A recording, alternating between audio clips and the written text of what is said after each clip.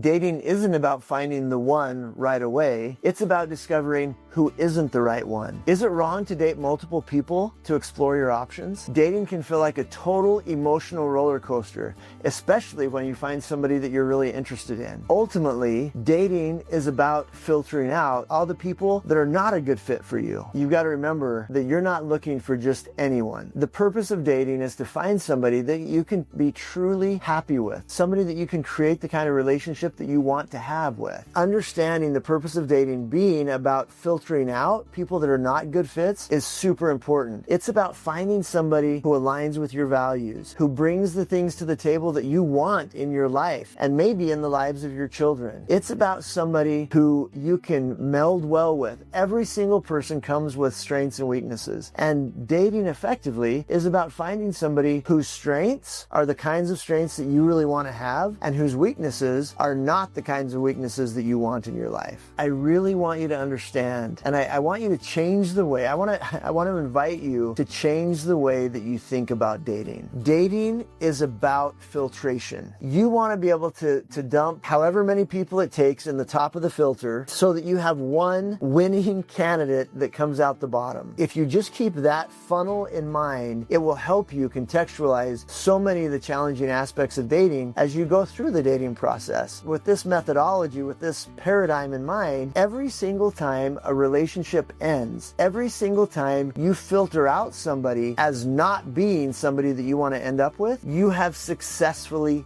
dated. Do you see the difference there? We typically conceptualize successful dating as finding the one. I want you to turn that around a little bit and recognize that every time that you eliminate a candidate, every time that you break up with somebody or somebody breaks up with you because it wasn't a good fit, you have successfully dated. So the key skill that you want to develop in dating is to be able to aggressively assess. You want to very proactively from your first date till either marriage or that relationship ending, you want to be aggressively assessing whether or not this relationship has the potential to be what you're looking for, whether or not this person that you're dating has the potential to be somebody that you want to create a life with. I'm going to give you 4 really important things to keep in mind that you need to be filtering for. The first one is how important physical attraction is and what to do with that. The second one is temperament or personality. The third one is attachment style. And then the final one is common values and common interests. So how important should physical attraction be? Physical attraction is typically what draws us together, right? That's the first thing that makes you say, oh, makes you either swipe or makes somebody catch your eye. And also, you know, what about you catches somebody's eye? Physical attraction or chemistry is a really important thing. You absolutely want to be physically attracted to the people that you date and to your partner and your spouse. And at the same time, it is not the most important variable. Nobody stays looking like they look when they're 20 for the rest of their lives. There isn't anybody in their 70s or 80s who looks the way that they looked when they were 20. While you want to be physically attracted, you also need to make sure that that's not the basis upon which you're building your relationship. Because if that's the case, then you're setting yourself up to try to maintain a standard that is literally contrary to the way that life works. Our bodies break down.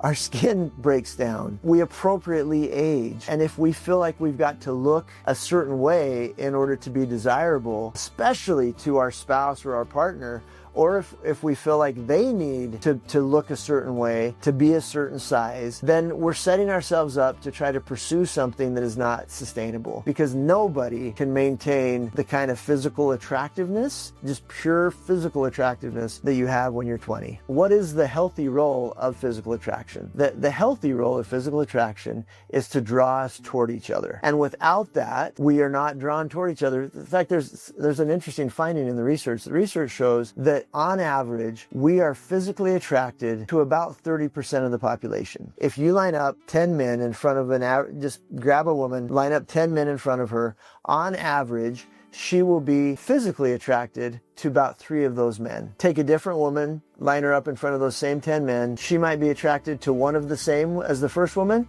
and 2 different guys. And that works for both genders. On average, we are physically attracted to about 30% of the population. And the role of that is to pique interest. It draws us toward each other and motivates us to swipe or to ask somebody out or to go out when we're asked out. So it's a really, physical attraction is an important first step in drawing us toward each other and the first stages of a relationship. However, if you don't transition into other areas of connection and intimacy, then a relationship will grow stale and boring and will typically kind of fizzle out if you're depending too much on physical attraction. Now let's talk a little bit about personality. We all know that not every personality is the same. You also intuitively know that you gel better with certain temperaments or personality types than others. My core temperament model is all about the intricacies of the strengths and challenges that come with different temperaments or personality types. And the fact is that no one personality is the one that you should be looking for. There's not like this is the personality that is the perfect mate. It really depends on what your personality is and what their personality is, and then whether or not the predictable strengths that come with different personality pairings are the kind of strengths that you want, or whether some of the predictable challenges that come with different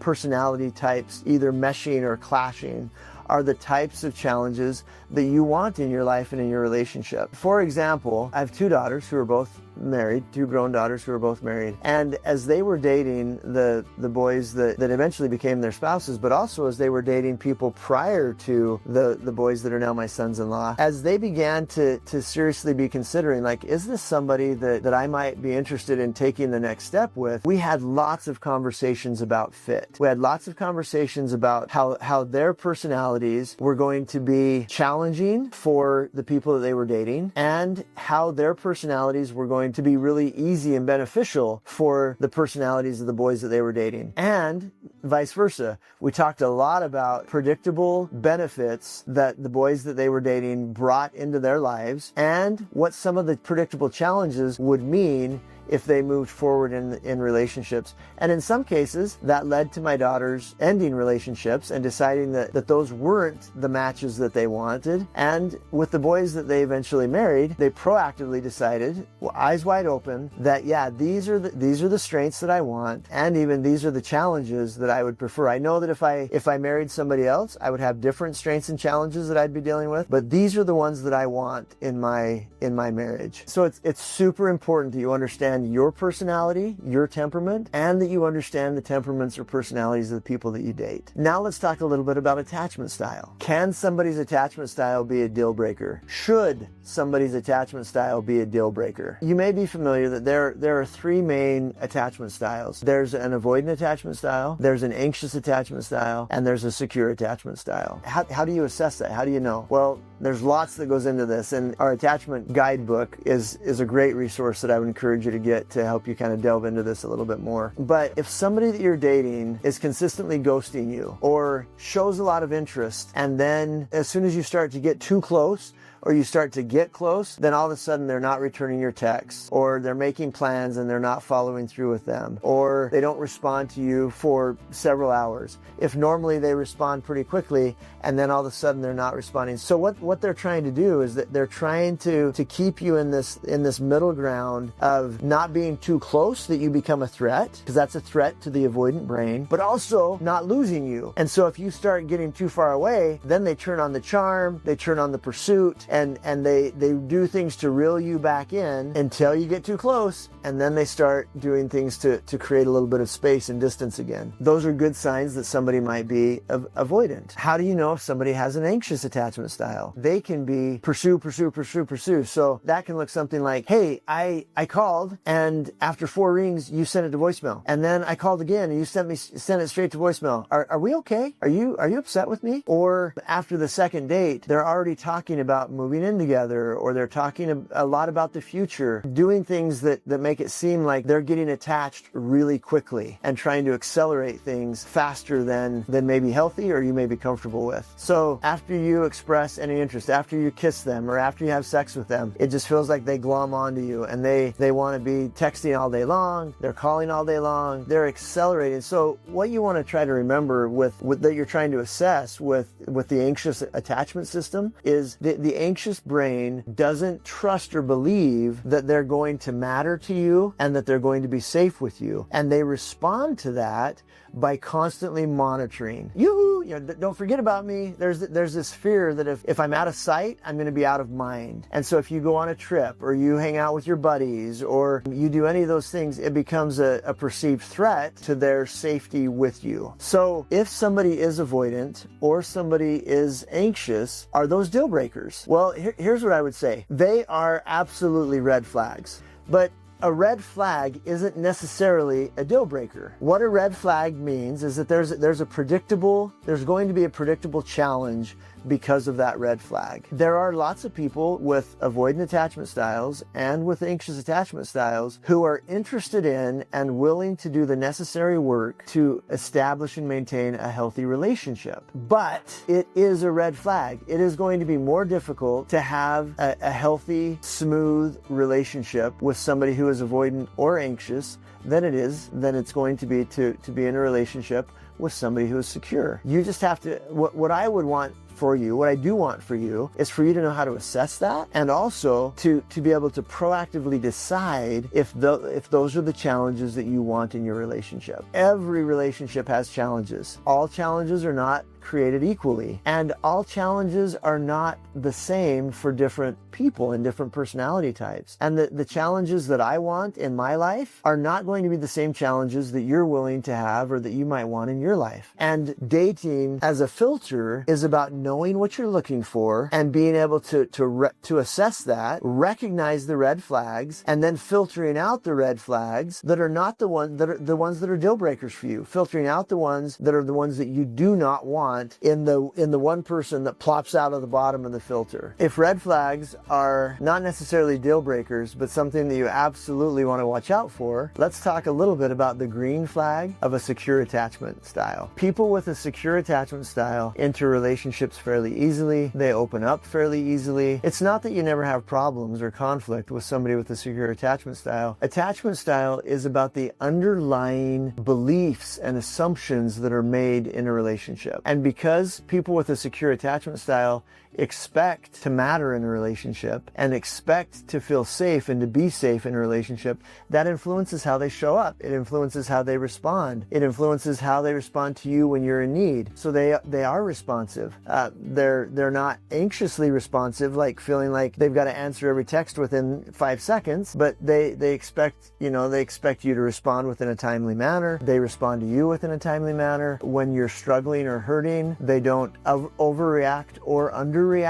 They share what's going on inside of them fairly easily because they expect to be safe in sharing. They respond well when you share what's going on inside of you with them. All of these things are part of the green flags that you want to be looking for. You can get a lot more detail and a lot more information in our attachment guide that I would encourage you to download. The fourth thing that I would have you keep in mind that you want to be aggressively assessing is how well you fit in terms of common interests, common values, common goals. And again, there are things in here that are red flags, but not necessarily deal breakers. And you have to decide which red flags are going to be deal breakers for you. What the research shows is that the more differences there are in a relationship, the more challenging it is. Differences can be religious differences, can be other morals or values, can be race or ethnicity, can be socioeconomic status, urban versus rural lifestyles. In general, the more differences that there are, the more there is to manage in order to be able to get on the same page and to work through. Each one of those differences, each one of those inherent differences is a little red flag and not necessarily something to throw the baby out with the bathwater. One thing that I really want to punctuate for you is that it is not a healthy expectation to expect another person to meet all of your needs, to enjoy doing all of the same things that you do. That is an unhealthy expectation